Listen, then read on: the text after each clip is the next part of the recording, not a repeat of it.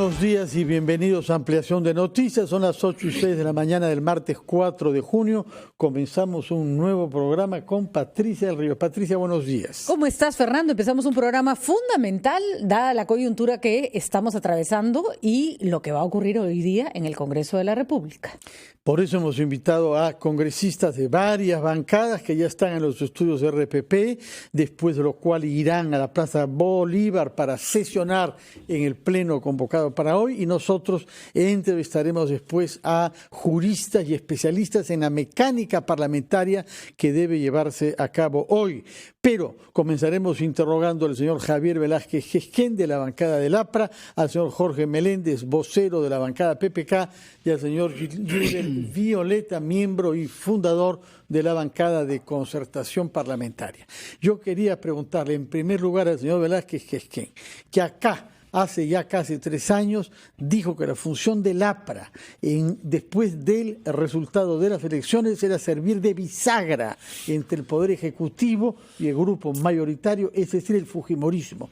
¿Cree usted que esta vocación que usted enunció acá puede llevarse a la práctica hoy? ¿El APRA es un factor de conciliación y de estabilidad o va a empujar en alguno de los, digamos, polos polarizados, si cabe esa redundancia, que hemos visto en acción durante las últimas semanas? Bueno, muy buenos días. Buenos días. Yo creo que la situación política difícil que atraviesa el país va a tener una solución en el marco de la Constitución, y aquí no caben posiciones irreductibles. Lo que nosotros hemos venido sosteniendo, la bancada hace unos días cuando presentó el ministro del Solar la carta, consideramos que los términos en los que había sido enviada al Congreso son inconvenientes, inconstitucionales, pero nosotros hemos revisado las 5 propuestas y mayormente creo que estas son viables. Y lo que tiene que hacer el Parlamento el día de hoy, mostrar nuevamente al país que es capaz, dentro del marco de la Constitución, solucionar una crisis política.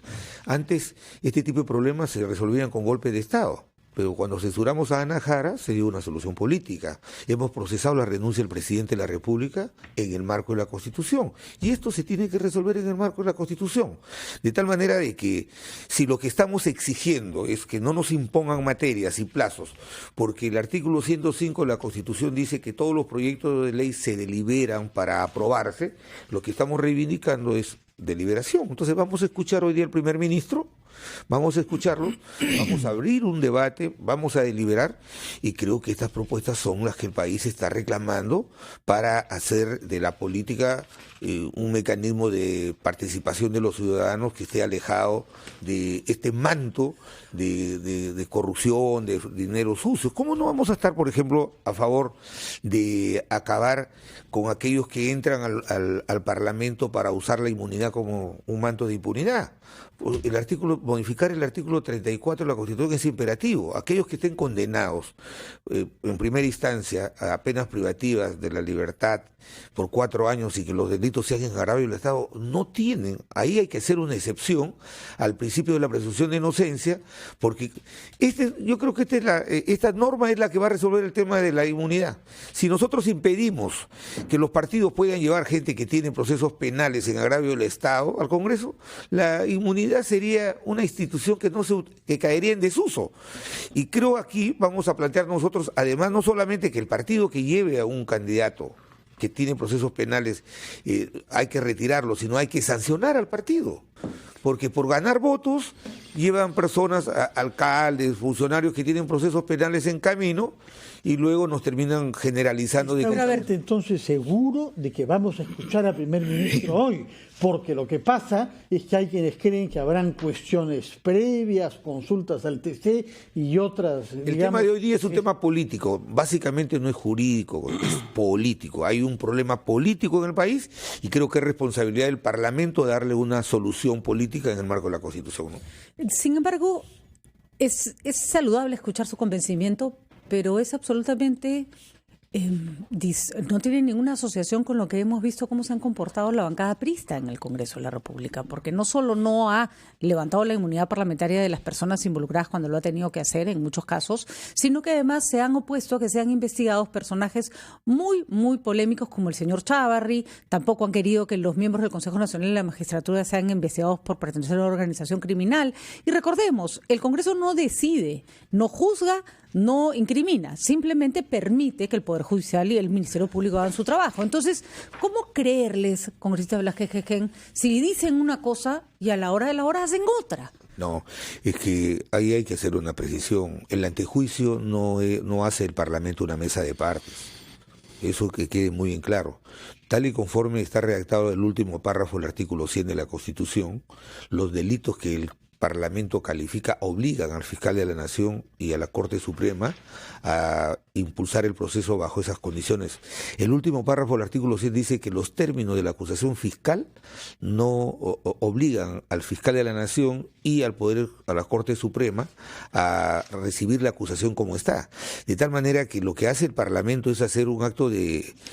Este es un juicio, el caso de la acusación constitucional es un juicio político jurisdiccional.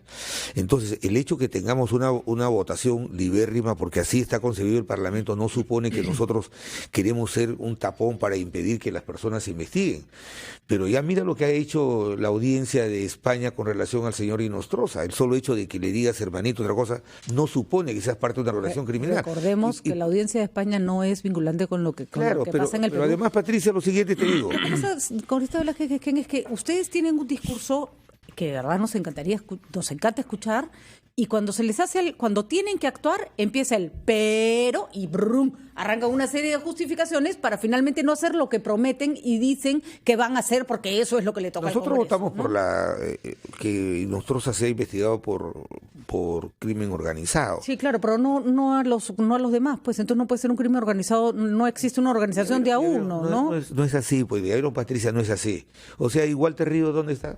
Y los jueces del Callao, todos esos son parte de una organización. Sí, pero se necesitaba, ¿En dónde la audiencia ha dicho más claridad que nunca que había un vínculo con los miembros del Consejo Nacional de la Magistratura? El señor Chávarri, que dice que no tiene nada que ver, sale de la casa. Mira, te digo lo siguiente, el señor Inostroza, acompañado de los miembros del Consejo Nacional de la Magistratura. Chávarri, yo he votado a favor de que se le impulse la investigación por el tema del lacrado. Eso está en camino. Hay una buena y sustentada denuncia hecha por la fiscal de la Nación. Y nosotros hemos votado a favor, sino que tiene plazos. Le recuerdo, para que no confundan a la gente, que en comisión permanente de 4 delitos se han archivado 3 y solo le han aprobado el más leve. Lo que viene de la fiscal todavía no se ha tocado. No, ya se admitió y ya se ha priorizado. En comisión, pero no ha llegado ni a comisión permanente ni ha llegado plazos, a pleno. Patricia, tiene plazos. Ahí arranca el pero. Bueno, en fin, no, pero... Pasaremos entonces de Lambayeque a Yurimaguas con el señor Jorge Meléndez de la bancada de PPK. ¿Qué es lo que vamos a ver hoy? ¿Qué es lo que prevé usted? En primer lugar, ¿vamos a escuchar al primer ministro o habrán acá maniobras dilatorias? Bueno, ya hay una especie de maniobra dilatoria, ¿no? Pero el reglamento es claro, Fernando, que una cuestión de confianza, o bien se vota el mismo día o se vota en el siguiente pleno. Entonces, hoy día vamos a votar el voto de confianza, pero adicionalmente esto está soportado en 5 proyectos de ley. Claro, algunos están cuestionando la materia y el plazo, que el Congreso evidentemente no está obligado a aprobar tal y cual vienen los proyectos del Ejecutivo. Y creo que hemos sido claros, Fernando, acá, en la reunión que hemos tenido con el presidente de la República, que los proyectos de ley no estaban escritos en piedra, que el Congreso estaba en todo su derecho de hacer la modificación que corresponda. Sin embargo... En consecuencia, Salvador, del solar podría cambiar un poco los términos, evitar usar plazos, etcétera. ¿Usted admite esa posibilidad que podría matizar la propuesta? Sí, la fundamentación 75, sí, la 75 del Tribunal Constitucional del año pasado, la sentencia, señala que el Ejecutivo puede usar una amplia gama de posibilidades para la cuestión de confianza. En esta oportunidad, y ya hemos visto también el caso del ex premier Villanueva, se había presentado lo mismo, 2 ejes de política, que son los mismos de ahora, pero eran 4 proyectos de reforma, también tenía un plazo. Nuestros colegas no han dicho absolutamente nada. En esta ocasión sí están cuestionando. Habría que preguntarles por qué en esa primera ocasión sí aceptaron y por qué ahora no. Tenemos que ir a una pausa y escucharemos después al señor Gilbert Violeta, que ha estado tomando notas, al cual creo que se le han puesto rojas las orejas cuando se habló sobre maniobras dilatorias. Nos explicará qué es lo que se propone hacer el día de hoy. Primero nos contará además a qué bancada pertenece, porque ya su bancada no existe. Pero todo eso nos cuenta después de la pausa. Bueno.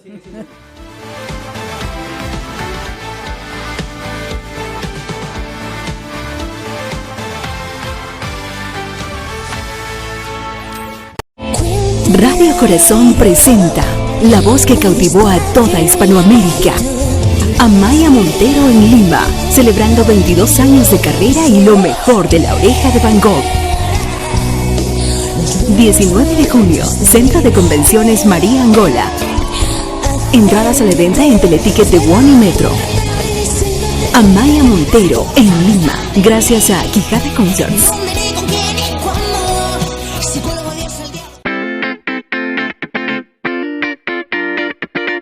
Si estás pensando en solicitar un crédito hipotecario, primero tienes que evaluar tu capacidad de pago. Y al evaluar la capacidad de pago, me refiero a cuánto es lo que de tu sueldo vas a destinar para el pago de créditos.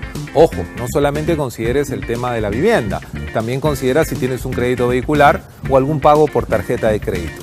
La suma de todos estos pagos no debe ser mayor al 30 o el 40% de tus ingresos. Si quieres ayudarte un poco y tienes una pareja, puedes sumar los ingresos de esta persona también y entre los dos podrán tener ese 30 o 40% para poder pagar una cuota un poco más alta. Otro tema importante a la hora de pedir un crédito hipotecario es el tema de los intereses. Cuando nosotros hablamos de intereses, muchas veces pensamos que al tener mayor plazo, mi cuota va a ser más baja, por lo tanto voy a pagar un poco menos. Te recomiendo algo. Pide una simulación para el crédito de 15, 20 y 25 años. Compara la cuota de 15 años con la de 25. Si la diferencia es muy grande, podrás tener una cuota de 25 años sin ningún problema y pagar el crédito en ese tiempo. Pero si tú ves que la diferencia es corta, ¿no es mejor tener un crédito solo por 15 años y no estar endeudado durante 10 años más? Espero te sirvan estas recomendaciones.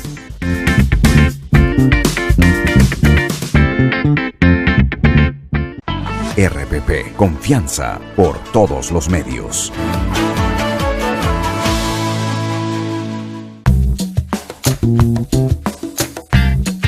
Si tienes un negocio propio, es muy importante que te formalices. Las ventajas de la formalización son muchas. Entre ellas es que podrás empezar a generar un historial crediticio.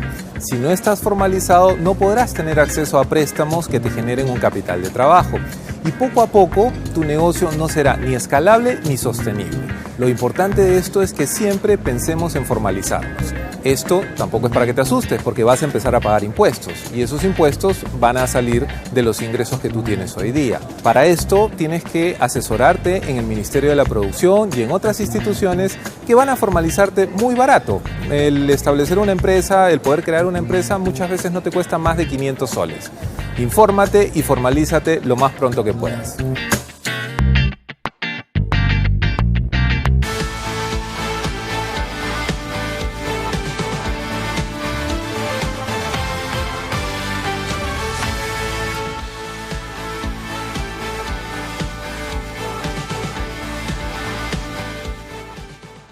Informa lo que ocurre en tu localidad.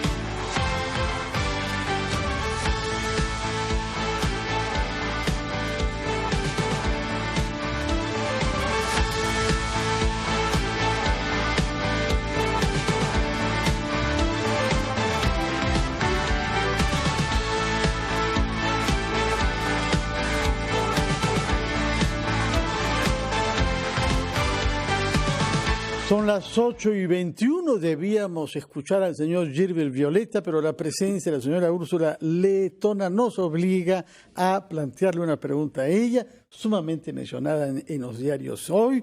Yo me quiero referir a la página 2 de El Perú 21, donde le atribuyen esta frase, sin precisarnos dónde la pronunció. Los peruanos están agotados de tanta confrontación. Es tiempo de un alto al fuego. Usted es comandante de los bomberos, señora Letona. No, yo creo que aquí soy una peruana más, cansada de este ring de box que se ha convertido en la política, donde hay un poder ejecutivo que confronta y un legislativo que no se queda callado y que hace lo mismo, y que significa pues una guerra constante que impide básicamente que nosotros podamos plantear aquellas reformas de las que he hablado múltiples veces con mis colegas, reformas de fondo. Si bien la reforma política es un tema importantísimo, ese alto al fuego implica sentémonos a dialogar, a trabajar, impulsemos una reforma política en el ámbito del marco constitucional, pero también tengamos una agenda mínima de los problemas graves que afronta nuestro país: salud, educación, reactivación económica, la lucha contra la informalidad y otros que los ciudadanos de a pie nos reclaman día a día y que no hemos sido capaces de resolver. ¿Y cómo podemos plasmar tanta sabiduría política en el pleno de hoy? Creo que escuchándonos, en primer lugar respetándonos, espero que las formas se mantengan y que el señor Premier, al momento de presentar la moción, porque la carta termina siendo un tema anecdótico y digamos, de poca relevancia, si es que él hoy en el Pleno sustenta adecuadamente su moción de confianza y además su cuestión de confianza, pero además hace explícito su respeto por el marco constitucional. ¿Eso se traduce en no plazos, no condicionamientos sobre la esencia de los proyectos? Sí, porque es lo que dice el texto constitucional. Los únicos llamados a hacer reformas constitucionales, y esta es una facultad extraordinaria del poder constituido derivado, porque venimos de representar al pueblo, son los congresistas. Somos los únicos llamados a hacer reformas constitucionales, sea en el Pleno o sea a través de un referéndum. Y en ese sentido es que se tiene que entender y se tiene que respetar esta facultad que el constituyente le dio al Poder Legislativo y que incluye incluso la posibilidad de que el presidente de la República no pueda observar normas de carácter constitucional. Creo que si partimos de esas premisas mínimas del marco constitucional y de un bloque constitucional que no puede ser materia de modificación en ningún extremo, es que podamos llegar a entendimientos en el más breve plazo. Señor Violeta, ¿ha escuchado usted que sus tres colegas han dado muestras de un talante conciliador que hacía tiempo que no escuchábamos, Patricia, me parece, ¿no? Y sin embargo usted quiere evitar que se vaya al voto de confianza tomando un camino complicado que pasa por el Tribunal Constitucional. Fernando, esa lectura no es correcta y permíteme aclararlo. Primero, yo y mi bancada, mi partido, hemos precisado que la cuestión de confianza tiene que darse, pero sin los condicionamientos expresados en la carta del señor Salvador del Solar. ¿Cuáles son esos condicionamientos que no deberían darse? El que se nos diga que tenemos hasta el 15 de junio, es decir, 11 días, para sacar las reformas constitucionales y legales que ha planteado el Poder Ejecutivo. ¿Cuál es el segundo elemento? Que el Parlamento de la República no puede claudicar ni puede renunciar a su derecho y a la vez a su obligación de legislar y, por lo tanto, eventualmente de tener que modificar los textos propuestos en la medida de que sean necesarios.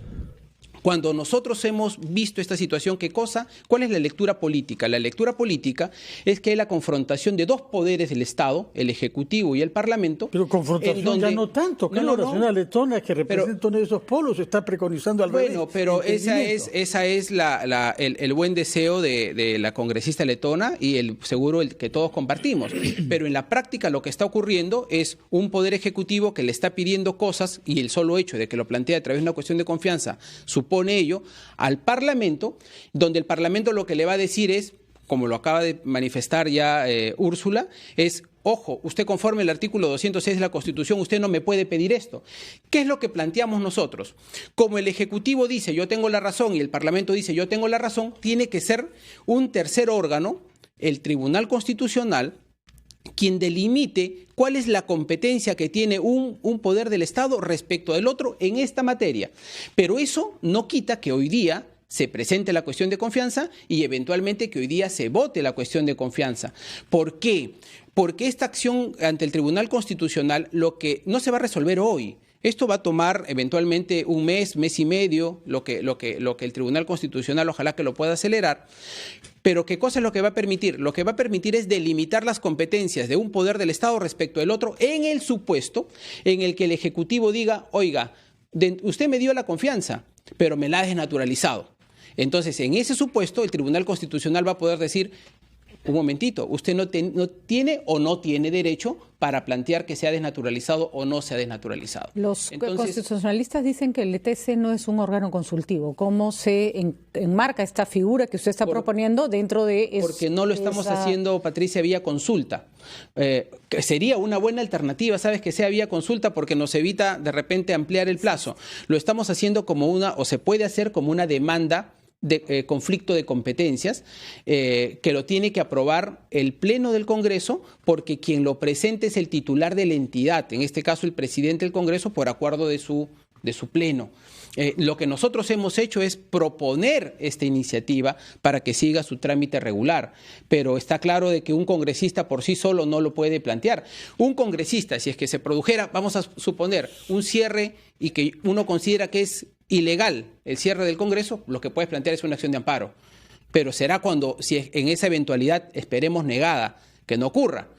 Pero ni siquiera se ponen de acuerdo de quién va a ser su presidente del Congreso para esta mañana. Ya eso da cuenta de una suerte de debilidad institucional bien compleja para un escenario como este. Ayer se ha votado para que se sancione al congresista Salaverry por 120 días y en ese sentido puede ser que la Comisión de Ética tiene todo el derecho de proponerlo, pero ¿lo van a discutir hoy? ¿Creen que eso sea factible?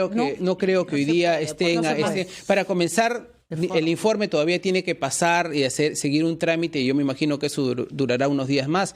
El señor Salaverry tiene que seguir conduciendo ese pleno, y cuando llegue al pleno se debatirá y no se debe inhibir nada. Yo creo que no lo sé, ahí estoy hablando a título personal.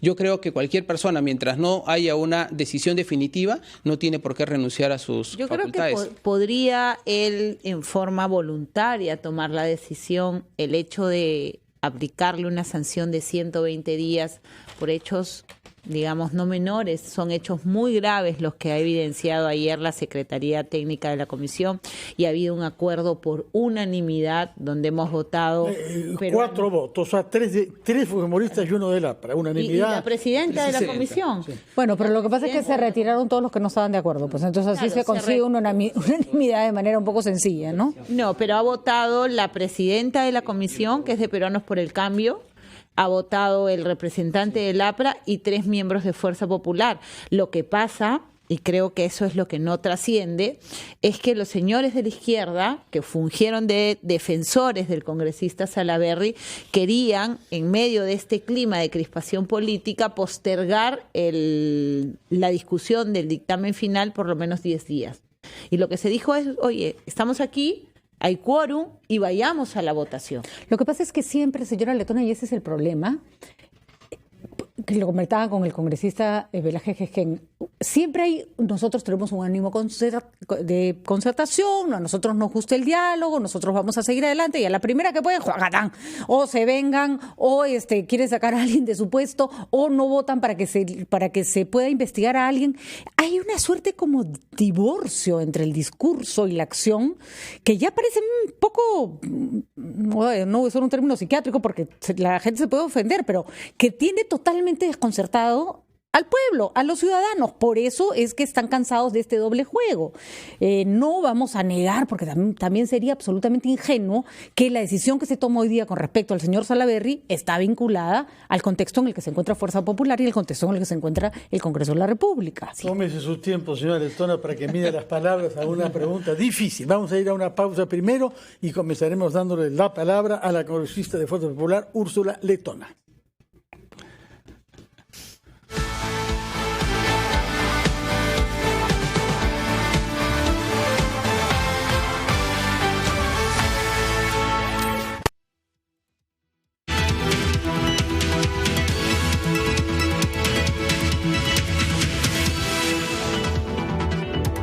El presidente del Consejo de Ministros, Salvador del Solar, sustentará hoy la cuestión de confianza ante el Pleno del Congreso.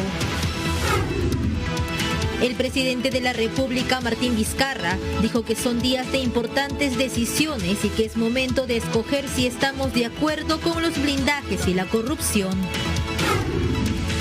La lideresa de Nuevo Perú, Verónica Mendoza, aseguró que el Congreso ya no es una garantía para frenar la corrupción y que le hace daño al país.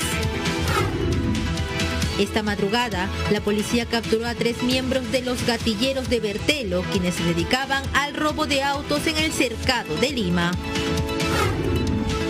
Por 5º año consecutivo, miles de mujeres marcharon en Buenos Aires contra los feminicidios y a favor del aborto legal y seguro. La selección peruana ya entrena con el grupo completo de convocados con miras a la Copa América 2019.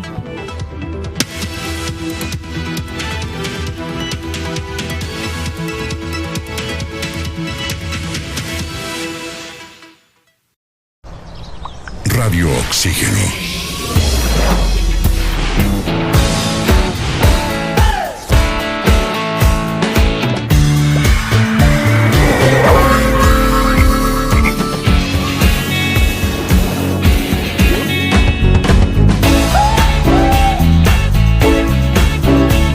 Vemos el mundo diferente porque respiramos música.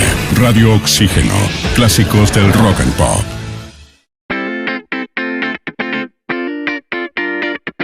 Las finanzas personales no deben ser aburridas y para esto siempre tienes que plantear dentro de tu presupuesto lo que yo llamo metas de felicidad. Pero ¿cuánto es lo adecuado para las metas de felicidad? Va a depender si puedes ahorrar el 10, el 15 o el 20%.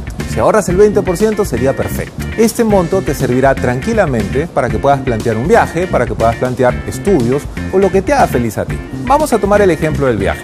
Si yo quiero viajar, no voy a plantear mi meta para el próximo mes. Prácticamente ahorrar es imposible y eso me va a llevar a lo mejor a endeudarme. Lo ideal es planear el viaje por lo menos con 12 meses de anticipación. De esa forma vas a poder tener 12 cuotas para poder ahorrar o vas a tener mucha facilidad en obtener un descuento que puede ir hasta el 30% por comprar con anticipación. Aparte de esto también, si es que no puedo ahorrar mucho, empecemos a mirar qué beneficios tenemos nosotros con las tarjetas de crédito, con las cuentas de remuneraciones que tenemos en los bancos y de ahí puede salir el mismo dinero para poder lograr nuestras metas de felicidad. Empecemos a identificarlas y empecemos a lograr lo que nosotros nos hemos planteado.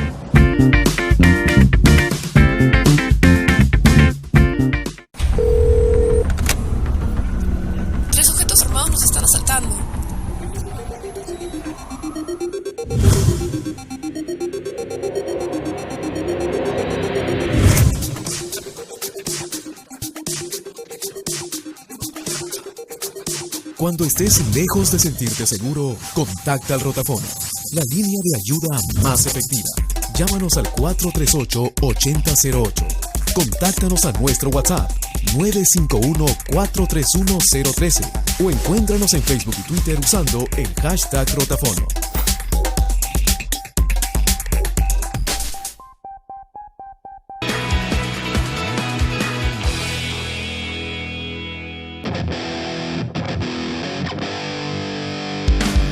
El judo es un arte marcial y deporte olímpico de combate de origen japonés. En contra de lo que generalmente se piensa o podría parecer dado su carácter de lucha, el judo no es un deporte violento ya que la fuerza física no es un elemento fundamental. Desde el comienzo de su práctica, en base a los reglamentos, se busca la mayor eficacia con el mínimo esfuerzo. El judo en los Juegos Panamericanos se disputará del 8 al 11 de agosto en el mismo escenario del Polideportivo 1 de La Videna y también con la disputa de 14 categorías entre varones y damas.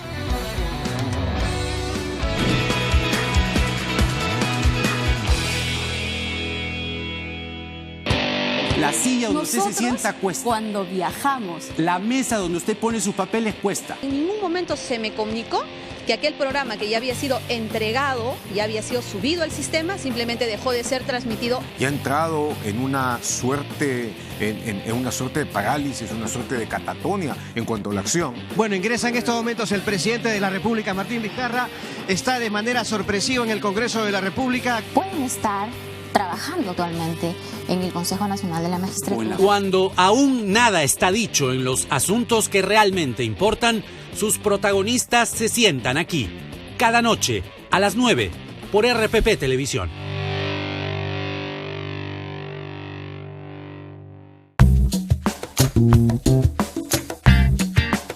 Si estás pensando en refinanciar tu deuda, tienes que tener en consideración algunos temas. Por ejemplo, el refinanciar significa que no estás cumpliendo con el plazo pactado con el banco. Es decir, inicialmente pactaste 12 meses, ahora le estás diciendo para pagarle en 16. La institución financiera está obligada a reportarte de una manera negativa ante una central de riesgo. Pasarás de calificación normal a una calificación de cliente con problemas potenciales. Una opción para esto es que tú...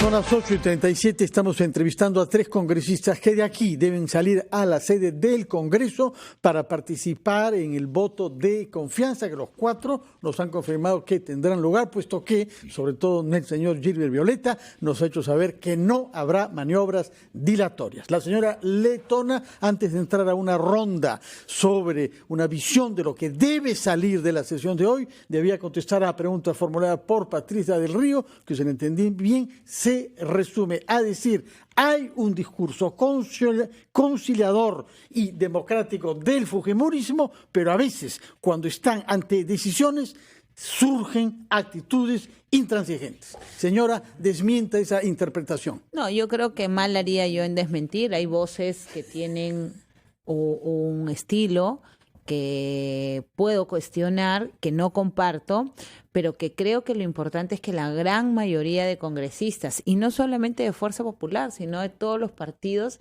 estamos en la línea de este alto al fuego, de hacer y lograr un consenso, pero además de emprender una reforma, una cadena de reformas que, además de ver la reforma política como una reforma importante y trascendental hacia el bicentenario, nos permita construir una agenda mínima de reformas también importantes para nuestro país: salud, educación, lucha contra la informalidad, generación del empleo, reactivación económica, que sin duda no van a poder ser legitimadas si es que nosotros no hacemos ese doble esfuerzo. La reforma política encaminada con plazos concertados entre las fuerzas políticas, pero también con esa misma vehemencia, con ese mismo ímpetu con el que tenemos las discusiones diarias, ir hacia las reformas de fondo que necesitan los peruanos de a pie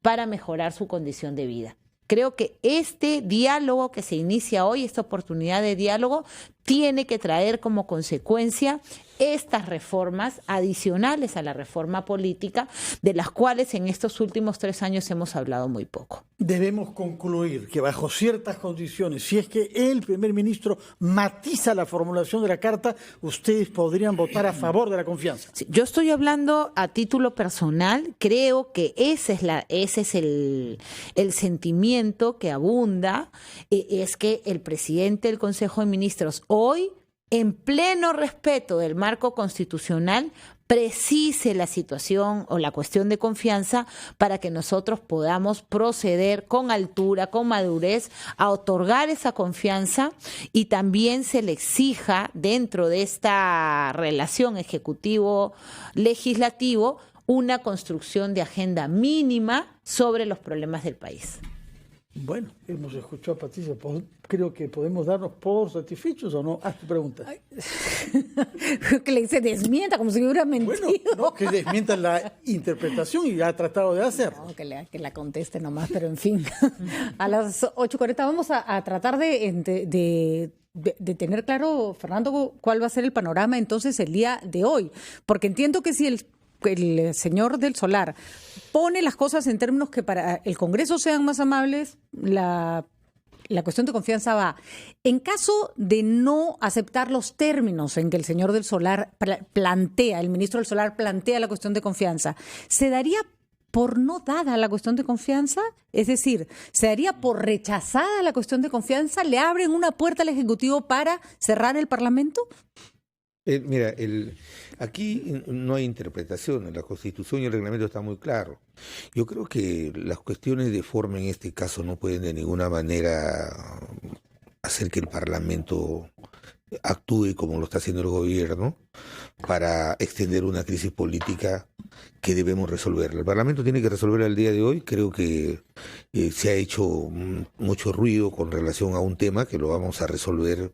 Tiene que ver con la forma como se plantea, pero como lo he dicho al comienzo, las materias que se están planteando forman parte de ese paquete de reformas políticas que el país necesita. Lo que hay que hacer es que el gobierno se ponga a trabajar en la reconstrucción, en todos los problemas de salud, económicos también. O sea, los dos temas son importantes, pero lo que está en nuestras manos es el tema de estos proyectos de reforma con las que simpatizamos, con las que creemos que deben darse a la luz de un estudio, de una deliberación, y luego que el Parlamento asuma constructivamente su decisión. Lo que hay que impedir es que se utilicen mecanismos extraconstitucionales para poder sacar una reforma que es importante. Malas formas borran buenas acciones. De tal manera que nosotros vamos con esa disposición y todo el camino que tiene que ver con, por uno u otro sentido, si se hace en el marco de la Constitución, ¿por qué habría que alterarnos? Yo creo que la democracia se va a fortalecer si la decisión va en uno y otro sentido. Todo siempre que se haga en el respeto al marco de la Constitución, ¿no? Señor Meléndez, ¿queda usted satisfecho del tono conciliatorio y prácticamente ya a punto de anunciar que van a votar la confianza o no? Muy complacido con las declaraciones de mi colega Velázquez. La verdad que eso nos llama la atención a todos de que es importante hoy día ponernos de acuerdo respecto a un pedido de confianza que va a ser el gabinete del Solar. Pero hay que tener en cuenta algo, Fernando, que todo pedido de confianza debe estar sustentado en una política pública y en proyectos. Entonces, una política pública evidentemente cumple un objetivo. Tiene que tener un objetivo y ese objetivo nos va a permitir generar cambios y esos cambios se van a dar justamente a través de los proyectos de ley, independientemente de que si el Ejecutivo pueda observar o no un proyecto de reforma, lo importante es actuar en el marco de la Constitución y el artículo 133 le da la facultad al Ejecutivo de presentar cuestión de confianza para defender una política pública. Ahora, ¿por qué el plazo? Y eso es importante decirlo, porque el Ejecutivo ya presentó sus proyectos hace más de 50 días. Entonces se pone un plazo porque cuando envían la carta le declaran como carácter de urgente y el artículo 105 señala que el Congreso tiene que darle prioridad, por eso tiene que tener un plazo.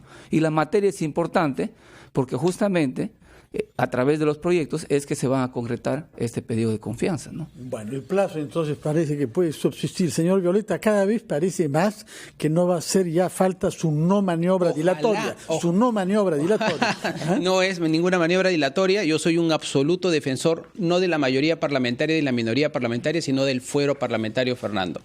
Antes de ser congresista he sido asesor del Parlamento, tengo una identidad con esta institución porque realmente creo que es una pieza fundamental del no solo el modelo republicano, sino de la democracia. ¿Para qué querían meterle entre las patas entonces al TC, cuyo presidente ya se pronunció? No, es que se habrá pronunciado el presidente del tribunal, pero no el tribunal. Y este es un tema en donde, insisto, existe todavía un vacío que tiene que ser aclarado. Pero yo quiero ir antes a una cuestión a propósito de lo que mencionaba el congresista Meléndez. Hay que diferenciar, miren, aquí el problema que estamos viendo es que estamos mirando todo como la misma cosa. ¿Se puede dar una confianza? Claro que se puede dar y se tiene que dar desde mi punto de vista. Pero esa confianza no puede ser absoluta y abierta y puesta en las condiciones en las que la ha planteado el Ejecutivo. Ojalá que hoy, cuando vaya el señor Premier Premier no ponga los mismos términos que ha puesto en su carta. Si es así, ahí sí coincido con usted con que no va a ser necesario plantear ninguna acción. Magnífica noticia. Ojalá, si es que fuese así, pero si es que él insiste en plantear esto del plazo para que hasta tengamos 11 días para sacar adelante estas reformas e insiste en que el Parlamento tiene que claudicar a su derecho de legislar, pues eso no se puede aceptar porque sería inconstitucional. Pero otra cosa, hay reformas, insisto, que sí pueden aprobarse, por ejemplo, que sí puede objetar el Ejecutivo, por ejemplo, los proyectos de ley. En lo que el Ejecutivo ha presentado, algunos son proyectos de ley, otros son proyectos de modificación de leyes orgánicas y otros son proyectos de reforma constitucional. Los dos primeros sí pueden ser materia de objeción del Ejecutivo, pero el tercero no. Entonces hay que diferenciar qué cosa es lo que se tiene que hacer con la cuestión de confianza, aprobar la cuestión de confianza y definir cuáles son esas políticas específicas sobre las cuales se da. Por ejemplo, alternancia y género, nos puede gustar, no nos puede gustar, pero digamos el Ejecutivo lo ha definido como una política de Estado. Ahí, ¿no es cierto?, hacen cuestión de confianza. Segundo, financiamiento y transparencia de las organizaciones políticas. Nos puede gustar o no nos puede gustar y la rendición de cuentas, pero es una política de Estado y se tiene que dar. ¿Dónde el Ejecutivo pierde competencia? Cuando le quiere poner la letra chiquita al Parlamento y decirle, ustedes tienen que hacer esto con puntos y comas, porque si no, yo digo que me han desnaturalizado el proyecto. Eso no es legal. Muchas gracias por su presencia acá, por sus explicaciones y nosotros queremos sentirnos un poco aliviados, Patricia. Estábamos preparados para una jornada que podría ser difícil. Aparentemente el ánimo es a la conciliación. Espérate que lleguen al Congreso. La prudencia. Yo creo que hay que hacer una invocación a todas las fuerzas políticas, a los 130 congresistas, en anteponer nuestros intereses partidarios y personales en beneficio del país. Una crisis de esta magnitud no le hace bien al país. Tenemos que ir a una reforma política, sí, bien hecha, sí, en plazos que propicien el debate, sí, pero también tenemos que hacer una cadena de reformas sobre los otros temas importantes que han sido absolutamente descuidados. Señora Letona, muchas gracias por habernos dado las palabras de conclusión. Muy buenos días y no los retenemos más para que lleguen puntuales a la plaza del Congreso. Muy buenos días. Gracias. Pausa y regresamos. Gracias.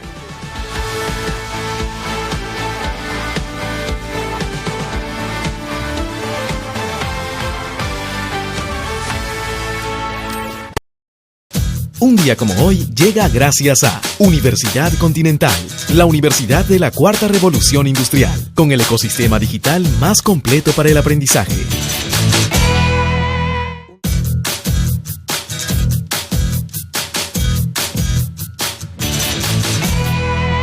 Un día como hoy, 4 de junio, en 1830, es asesinado en Colombia Antonio José de Sucre, figura importante de la independencia de Sudamérica. Nacido en Venezuela, se enlista en el Ejército de Independencia a los 15 años y en 1821 es enviado a liberar Guayaquil.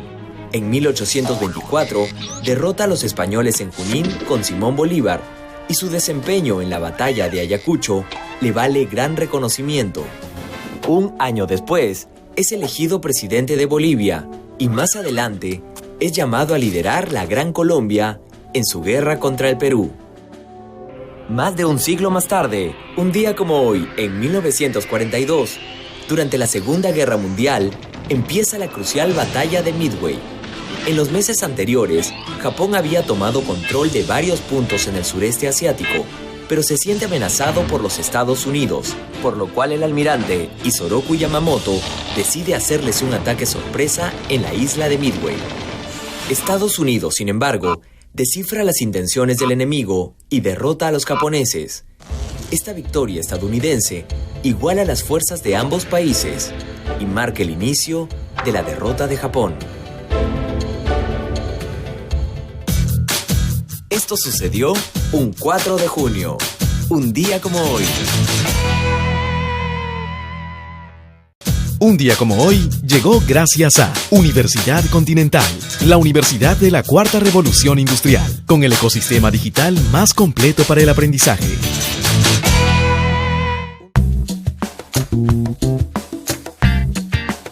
Si estás pensando en refinanciar tu deuda, tienes que tener en consideración algunos temas. Por ejemplo, El refinanciar significa que no estás cumpliendo con el plazo pactado con el banco. Es decir, inicialmente pactaste 12 meses, ahora le estás diciendo para pagarle en 16.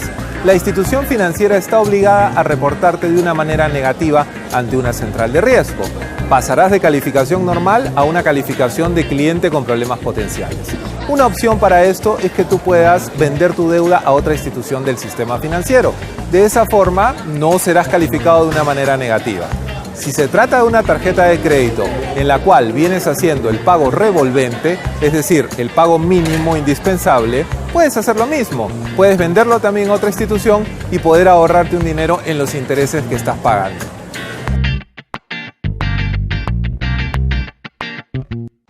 RPP, confianza por todos los medios.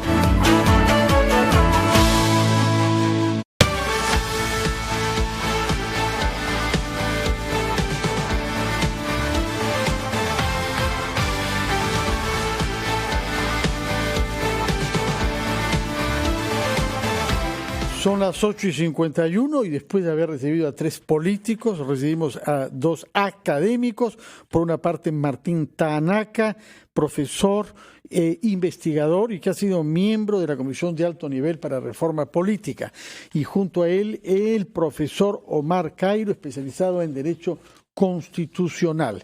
Hemos escuchado a 4 congresistas que nos han hecho saber, si es que los he comprendido bien, uno, que quizás no sea necesario pedir ninguna consulta a un órgano ajeno al Congreso, nos lo ha dicho el señor Violeta, y los otros que si el primer ministro matiza un poco los términos de la Carta, podría obtener un amplio voto de confianza. Por eso queremos saber hasta qué punto lo que diga hoy Salvador del Solar está comprometido en términos legales y técnicos con lo que escribió en la carta que presentó la semana pasada. Señor Tanaka.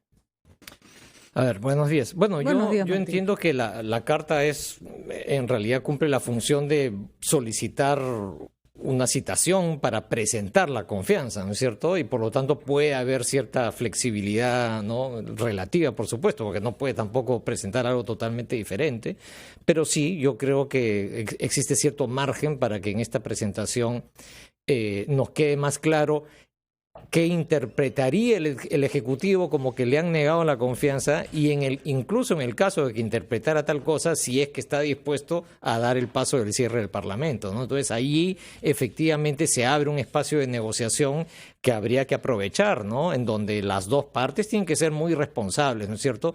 En otras palabras, el Ejecutivo no puede forzar la confrontación y el Parlamento pues tiene que tomar en serio las propuestas de reforma, ¿no? Y no puede simplemente decir, tú no me puedes obligar a aprobar lo que tú me pidas, ¿no?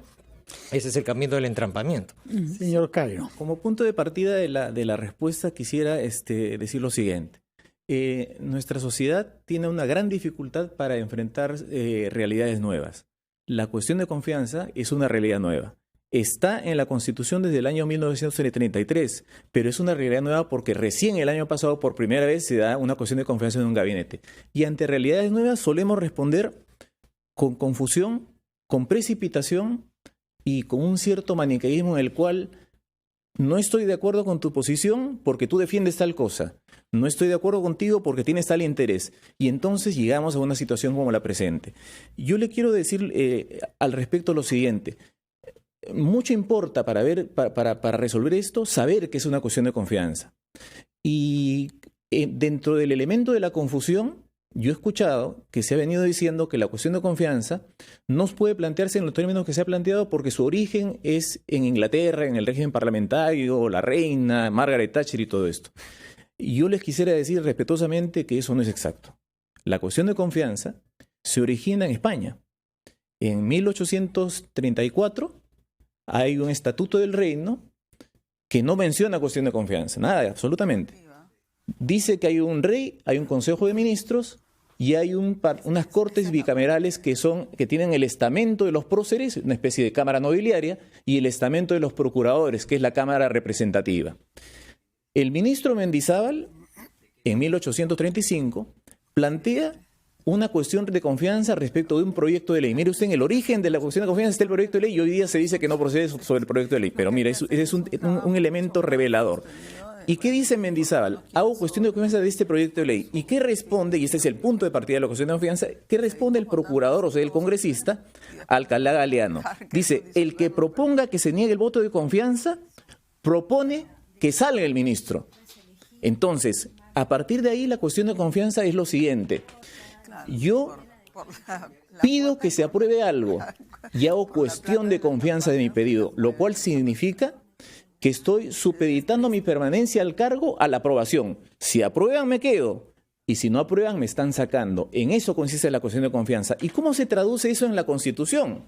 Hay un artículo que indica claramente que en esto consiste. Dice, el artículo 132 dice, la desaprobación de una iniciativa ministerial, por ejemplo, los 5 proyectos, no obliga a dimitir, salvo que haya cuestión de confianza. Entonces, ¿cuándo se va a saber si el gabinete cae?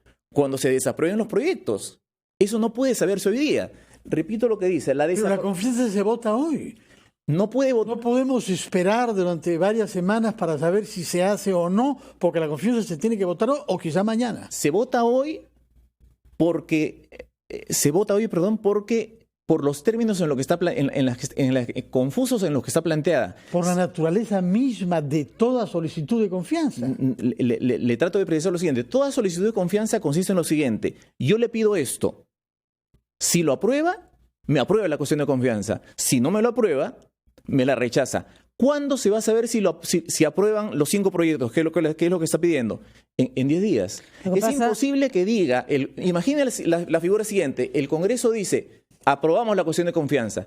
¿Qué significa eso? De acuerdo con el significado de la figura, que han aprobado los 5 proyectos. No se pueden aprobar los 5 proyectos hoy día. Lo que pasa, señor Cairo, es que creo que esa parte de la discusión ya estaba superada por una razón fundamental. Si el Congreso no está supeditado a aprobar los términos en los que se han presentado los proyectos. Entonces no le estás pidiendo al Congreso que te apruebe los proyectos, le estás pidiendo que se encargue de discutir, de debatir y de aprobarlos en un momento determinado. Pero lo que usted dice no tiene, discúlpeme, no quiero parecer que usted es el especialista, yo simplemente soy una ciudadana que trata de entender, pero lo que usted dice no tiene mayor sentido porque el Congreso entonces sería una mesa de partes, es decir, no solo aquí lo tienes, y cuando todo el checklist esté listo, entonces voy a dar por aprobada la cuestión de confianza. No es el sentido de una cuestión de confianza en estos términos. Permítame precisar, una cuestión de confianza tiene como presupuesto un pedido. Hay 5 proyectos de ley y yo pido que se aprueben. No, usted pide que se pongan a debate y que luego haya un resultado de eso en un proyecto determinado. El señor Tanaka tiene una apreciación. A ver, yo tengo una interpretación que creo que es complementaria. Otra vez, yendo, tal como lo entiendo yo, al sentido de la cuestión de confianza. Digamos, esto norma las relaciones entre Ejecutivo y Parlamento. Entonces, en un extremo, porque son situaciones extremas, ¿no es cierto? En un extremo tú puedes tener un ejecutivo que tiene una supermayoría y que avasalla a la minoría en el Congreso. Entonces, ahí hay una serie de mecanismos que tienen que funcionar con ese extremo. Por ejemplo, la prohibición de la reelección presidencial, ¿no es cierto? En el otro extremo es un ejecutivo que no tiene mayoría, ha sido elegido para gobernar 5 años, pero no tiene mayoría. Y digamos, si el Congreso no lo deja gobernar. Yo diría que allí, en ese contexto, es que aparece, digámoslo así, la lógica de la confianza dentro de regímenes parlamentarios, ¿no es cierto? Ok, si yo tengo un mandato de 5 años y el Congreso no me deja gobernar, yo